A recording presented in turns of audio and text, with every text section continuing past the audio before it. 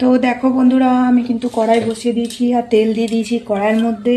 আর এখানে ওই গুড় আম করার জন্য কিন্তু পাঁচফোড়ন পড়বে। তো পাঁচফোড়ন কিন্তু খুব অল্প পরিমাণে দেব, কারণ কি পাঁচফোড়ন বেশি দিলে কিন্তু তেতো তেতো ভাব, ওর মধ্যে মৌরি থাকে, যার কারণে একটু তেতকুটে লাগে। তো দেখো আমি এই খুবই অল্প, একদম হাফ চামচেরও হাফ। তো তেল আমার কিন্তু গরম হয়ে গেছে, পাঁচফোড়ন দিয়ে দিলাম।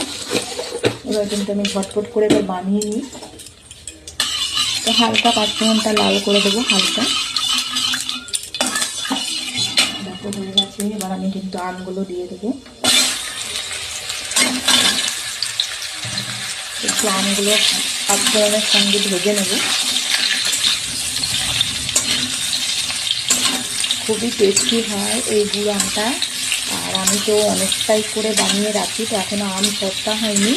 আম যখন সস্তা হবে তখন আমি বেশি করে এনে বেশি করে করে রাখবো। আগের বছর তো করেছিলাম, তো আমার এই কদিন আগে আমরা খেয়ে শেষ করলাম, অনেকটাই আমি করেছিলাম। তো এক বছর প্রায় রাখা যায়, যত বছর একটু রোদ লাগিয়ে দিলে 700 বছর রাখা যায়, এমন কিছু না। একটু ভিনেগার দিয়ে দিলে কিন্তু অনেক বছর থেকে। তো এখানে একটু হালকা ভেজে নেবো, ভেজে নেওয়ার পরে নুন হলুদ দেবো। তো আমি কিন্তু এবার নুন আর হলুদ দিয়ে দেবো, নুন হলুদ দিয়ে একটু ভাজবো।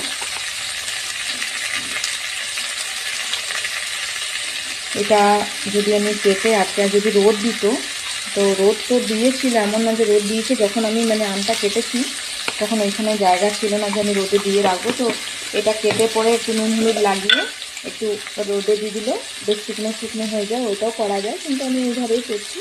নুনটা অল্পই দেবো, কারণ এটা টক ঝাল মিষ্টি হবে। আর একটু ভেজে নেবো।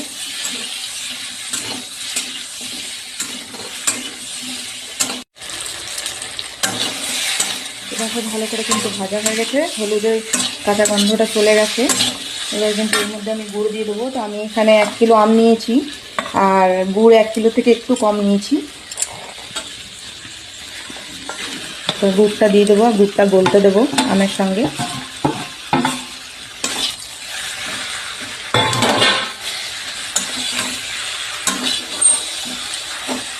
একদম আঁচটাকে কিন্তু পুরো লো করে দিতে হবে, না তো পুড়ে যাবে গুড়টা।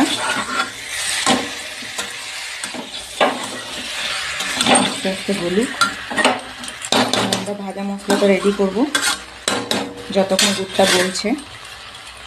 তো কড়াই বসিয়ে দিলাম, এর মধ্যে দিয়ে দেবো আমি গোটা ধনে। দেখো এতটা, 1 কিলো আমের জন্য এতটা আমের কাছে। 4টে দিয়ে দেবো শুকনো লঙ্কা,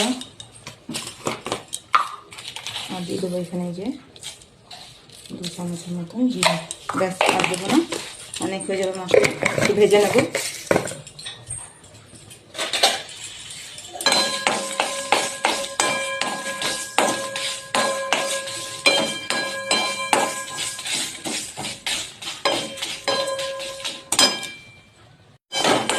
ভাজা কিন্তু হয়ে গেছে, কড়াইটা বন্ধ করে দেবো। গরম আছে কড়াইটা, তো যেটুকু বাকি থাকবে কড়াইটা গরম থাকবে, তার মধ্যে হয়ে যাবে ভাজা। নাড়তে থাকতে হবে, ছেড়ে দিলে হবে না।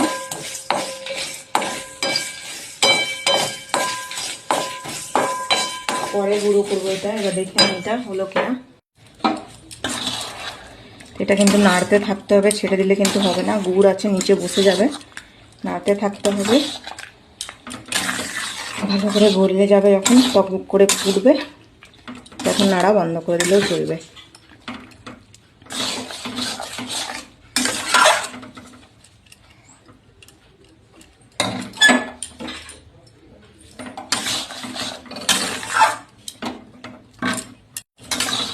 নাড়তে নাড়তে কিন্তু অনেকটা গুড় গলে গেছে, দেখো গলে গেছে। এবার ফুটবে ভালো করে, আমগুলো সিদ্ধ করতে হবে এই গুড়ের মধ্যেই।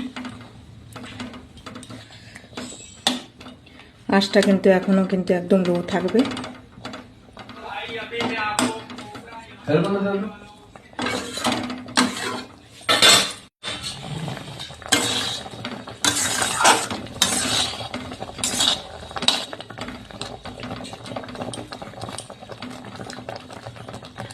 আঁচ বাড়িয়ে দিলে কিন্তু তাড়াতাড়ি জলটা শুকিয়ে যাবে, আমটা সিদ্ধ হবে না, তার জন্য একদম লো ফ্লেমে করতে হবে এটা।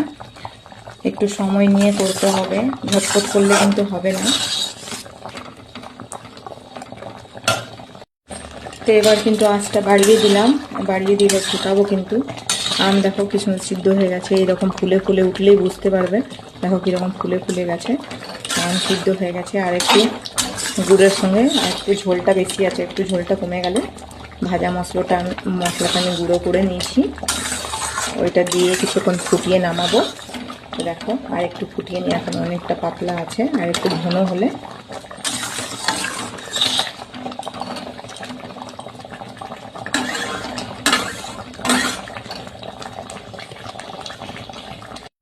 আমটা কিন্তু হয়ে এসেছে। দেখো অনেকগুলো আম গলে গেছে। তো এবার কিন্তু আমি ভাজা মশলা দিয়ে দেবো, ভাজা মশলা দিয়েও আমাকে ফোটাতে হবে। ওইদিকে দেখো আমি ভাজা মশলা এই যে গুঁড়ো করে নিয়েছি পুরোটাই, আমি পুরোটাই দিয়ে দেবো।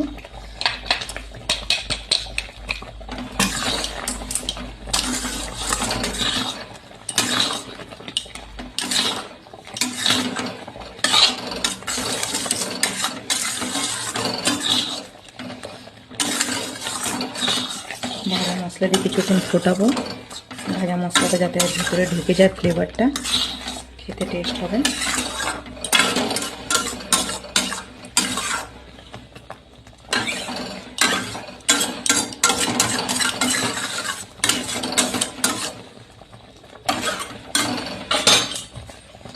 তো দেখো বন্ধুরা হয়ে গেছে কিন্তু, দেখো একদম রেডি হয়ে গেছে। এরকমই রাখতে হবে, যখন এরকম একটু ঝোল ঝোল থাকবে তখন নামিয়ে দিতে হবে, কেন ঠান্ডা হলে আরও বসে যাবে, মাখা মাখা হয়ে যাবে। তো এবার আমার দেখো রেডি হয়ে গেছে। মশলাটা দেওয়ার পরে 5 মিনিট মতন ফুটিয়েছি লো ফ্লেমে। তো দেখো আমার রেডি হয়ে গেছে। এবার একটু ঠান্ডা হোক, তারপরে আমি এই যে বয়াম রেডি করে রেখে নিচ্ছি, মুছে টুছে পরে ঢেলে দেবো। তো গ্যাস আমি বন্ধ করে দিলাম, দেখো ঠান্ডা হোক। একটু ঢাকাটা রেখে দিই যাতে হাওয়া লেগে ঠান্ডা হয়ে যাবে। তো ছেড়ে দিলাম এবার।